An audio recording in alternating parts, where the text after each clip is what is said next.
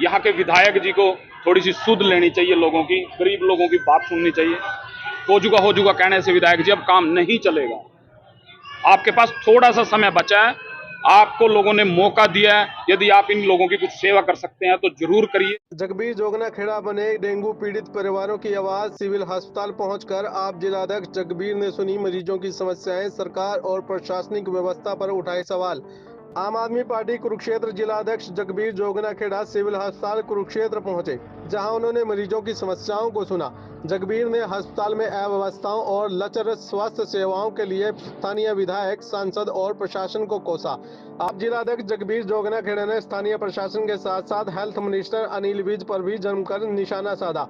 उन्होंने कहा कि सीएम मनोहर लाल और अनिल विज के बीच चल रही खींचातान में आम जनता पिस रही है। उन्होंने कहा कि भाजपा से जुड़े सारे लोग अरविंद केजरीवाल और आपको कोसते हैं, परंतु हकीकत यह है कि डेंगू से निपटने में सरकार बिल्कुल नाकाम रही है। जगबीर जोगना खेड़ा ने पत्रकारों से बातचीत में दावा किया कि बाढ़ग्रस्त क्षेत्रों में सरकार और प्रशासन ने जनता को राम भरोसे छोड़ दिया।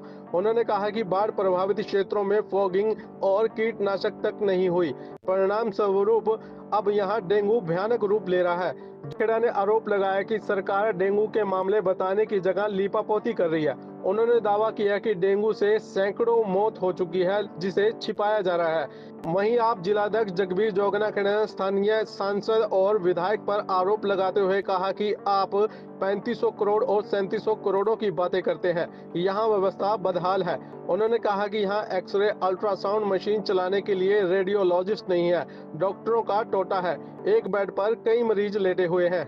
वहीं आप जिलाध्यक्ष जगबीर जोगना खेड़ा ने दावा किया कि केजरीवाल पर आरोप लगाने वाले, षड्यंत्र रचने वाले वास्तव में केजरीवाल द्वारा जारी विजन, काम और योजनाओं से परेशान है। अच्छे काम करने वाले स्वास्थ्य मंत्री को जेल भेजा, अच्छी शिक्षा देने वाले शिक्षा मंत्री को जेल भेजा, अब बदलाव और क्रांति के अग्रदूत की जेल भेजने का षड्यंत्र कर रहे हैं। जगबीर ने कहा कि करोड़ों रुपए खर्च कर तैयार किया गया ये अस्पताल केजरीवाल के मोहल्ला क्लिनिकों के मुकाबले कहीं नहीं ठहरता। पिछले काफी लंबे समय से लोगों की हमारे पास कॉल आ रही थी, जिस तरह से डेंगू का प्रकोप कुरुक्षेत्र के अंदर बढ़ा, लोगों को परेशानियां हुई, तो लोगों की कॉल आई तो हमें कि जिस तरह से स्वास्थ्य सेवा सरकारी हॉस्पिटल की बिल्कुल बद से बदतर है, हम आज उसी का मुआयना करने के लिए यहाँ पहुंचे। हमारी पूरी टीम आम आदमी पार्टी की, विशाल फुब्बड़ जी, लोगों से सुमित हिंदुस्तानी जी और हमारे अंकल जी, ढिल्लो सर, सभी लोग आज यहाँ आए। जब हम यहाँ आए तो लोगों की जो परेशानियां हैं, जो हम सोच रहे थे उससे कई गुना ज्यादा, लोगों को एक तरह से ठगा जा रहा है। अपनी पीठ सरकार थपथपा रही है और लोगों की जेब पर डाका डाल रही है। क्या कुछ खामियां देखी जगबीर जी? आपने क्या कुछ खामियां देखी यहाँ पर? सबसे जो एक गंभीर विषय निकल के सामने आया कि मरीजों को सरकारी हॉस्पिटल के अंदर से कोई दवाई नहीं मिलती। मरीजों को डॉक्टर जितनी दवाई लिखते हैं वो बाहर की लिखते हैं।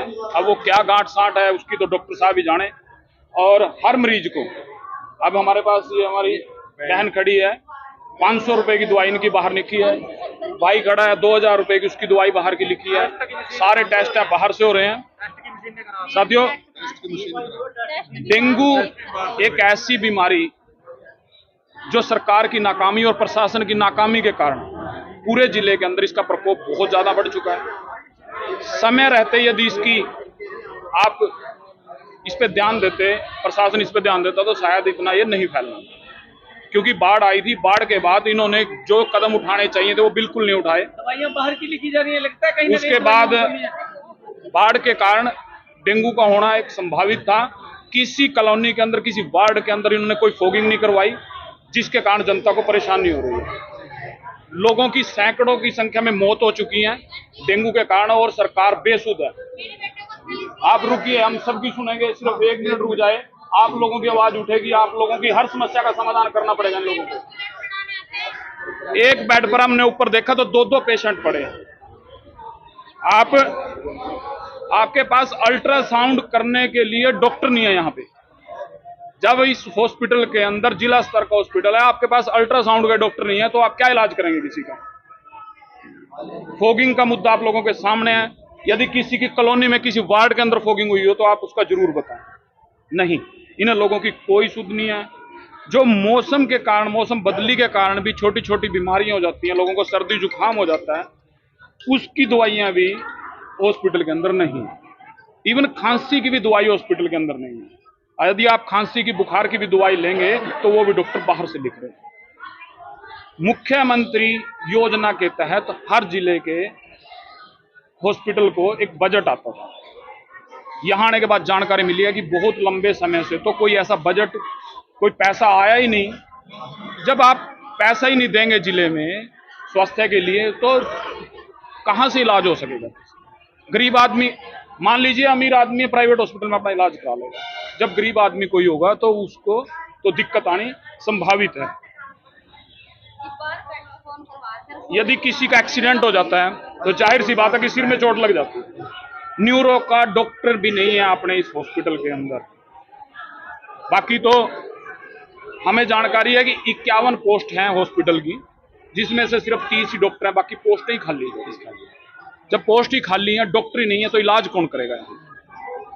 उसके बाद यहीं आकर एक साथी ने जानकारी दी कि 3 बजे के बाद तो सरकारी हॉस्पिटल के अंदर एक्सरे भी नहीं होता। पेशेंट की आपकी जितनी मर्जी लंबी लाइन हो, एक्सरे 3 बजे के बाद बंद है। आप खड़े रहें, बाहर कराएं, जो मर्जी करें। अभी कुछ दिन पहले हमारे यहाँ एक पार्टी के साथियों ने एक बड़ा हर्षोल्लास के साथ अपनी पीठ थपथपाई।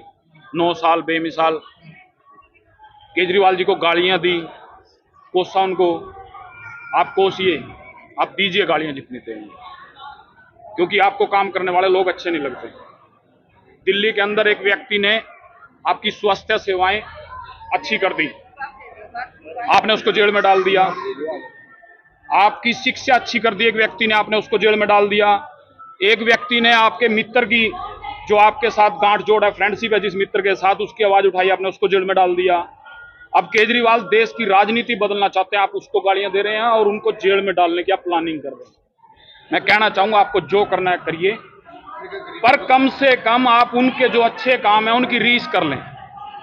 आप दिल्ली में चले जाइए, आप पंजाब के अंदर चले जाइए, जो आप सेवाएं यहाँ जिला हॉस्पिटल के अंदर भी नहीं दे पा रहे, जो दवाइयां आप नहीं दे पा रहे हैं, केजरीवाल जी ने, भगवंत मान जी ने।